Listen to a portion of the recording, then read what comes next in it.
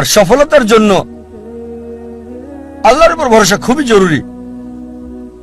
আল্লাহ কোরআনে বলেন সূরা আল ইমরান অধ্যায় 3 আয়াত 160, যদি আল্লাহ চান কেউ পেছনে ফেলতে পারবে না, আর তিনি সাহায্য না করলে কে আছে এমন যে সাহায্য করবে? আর মুমিন লোকগণ কেবল আল্লাহর উপরে ভরসা করেন। আল্লাহ বলেন সূরা আনকাবুত অধ্যায় নম্বর 29 আয়াত নম্বর 69 যে যদি চেষ্টার সংগ্রাম করো আল্লাহ সুবহানাহু ওয়া তাআলার পথে, তিনি পথ খুলে দেবেন।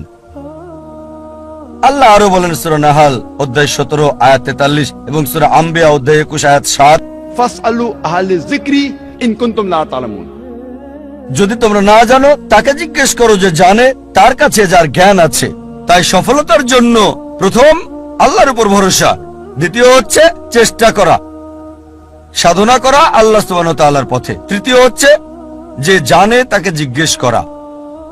পরিকল্পনাটাও জরুরি, গন্তব্য থাকাটাও জরুরি।